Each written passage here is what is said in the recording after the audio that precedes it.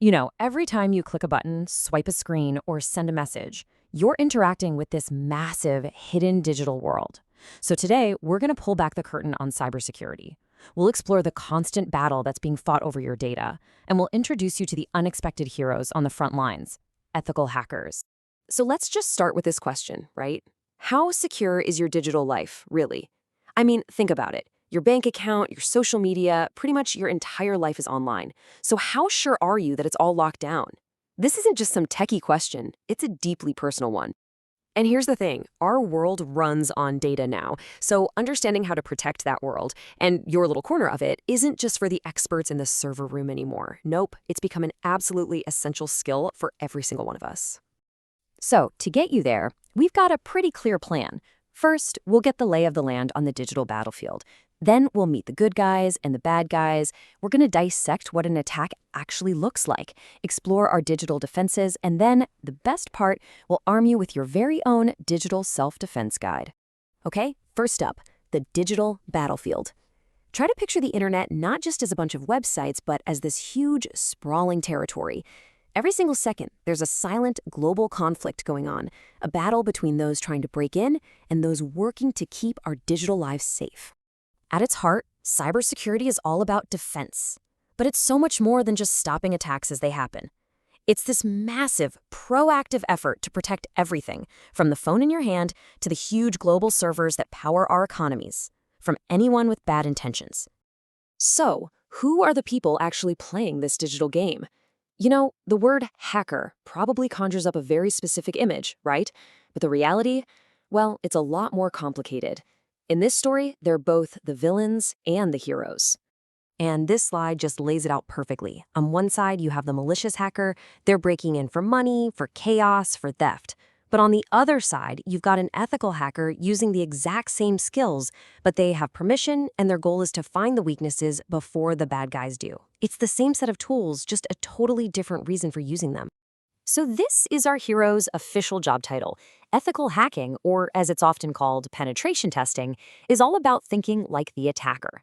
Companies literally pay these experts to try and break into their own systems. Why? To find all the security holes so they can seal them up tight. So, how does a hack actually go down? It's almost never like in the movies, a single moment of genius typing. It's actually a calculated, step-by-step process. It's like a playbook. And this is that playbook, broken down. It always starts with footprinting. That's just digital detective work, gathering info. Then comes the actual breach, gaining access. Once they're in, they don't stop. They work on escalating their privileges to get deeper control of the whole network. And finally, if they're smart, they cover their tracks to make it look like they were never there. Every step is a deliberate move. And to gain that access, attackers have a whole bag of tricks. They've got malware like viruses and ransomware. They use sniffing to basically eavesdrop on your network traffic. They might use something called an SQL injection to attack a website's database. Or they could just launch a denial of service attack, which is like sending 1 million people to a store at once to completely shut it down. All right, so we've seen how they get in. How in the world do we fight back? Let's flip the script and talk about defense. Let's look at the core tools we use to build our digital fortresses. Okay, your absolute first line of defense is the firewall. The best way to think of it is like a bouncer at a nightclub, or maybe a gatekeeper for your whole network. It stands at the door, checks everyone's ID, all the data trying to get in or out, and decides who's on the list and who gets turned away. Next up, we have cryptography. This is basically the science of writing in secret codes. It takes your important information and just scrambles it into gibberish, so even if somebody manages to steal it, it's completely useless to them unless they have the secret key to unlock it. It's the bedrock of all secure communication online. Now, cryptography generally comes in 2 main flavors. Symmetric is like you and a friend having a single shared key to a secret box. It's fast, it's simple. Asymmetric is more like having a personal mailbox.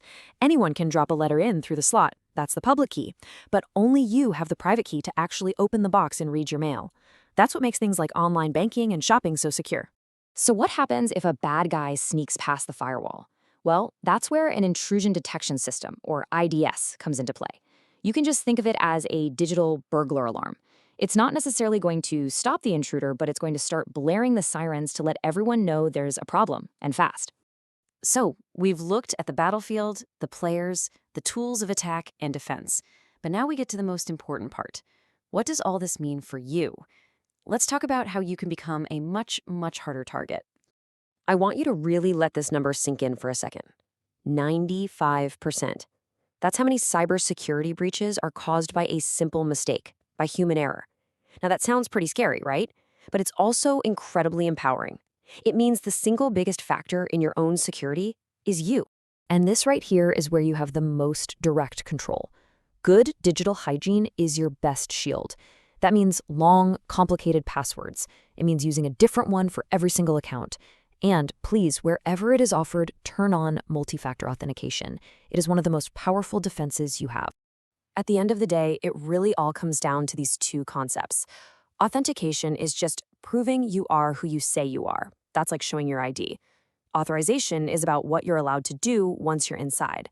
That's like having a key that only opens specific doors. If you get these two things right, you've built a really strong foundation for your digital identity. I really like this quote because it sums up the whole cybersecurity mindset. The good offense, that's what the ethical hackers do, right? They're actively hunting for weaknesses. But for the rest of us, the best security comes from building a smart, strong, and layered defense in our day-to-day online lives. So let's wrap this up with your action plan. It's simple. 1. Get a password manager to create and store strong, unique passwords. 2. Be skeptical of everything. Don't just click on random links in emails. 3. Keep your software updated. Those updates often contain crucial security patches. And 4, the most important one, never, ever forget that you are the first and most important line of defense. And that's our crash course. We've covered a ton, but this field is constantly changing. So I'll leave you with one last thing to think about. With stuff like AI, quantum computing, and the Internet of Things all exploding, what do you think the digital battlefield of tomorrow is going to look like?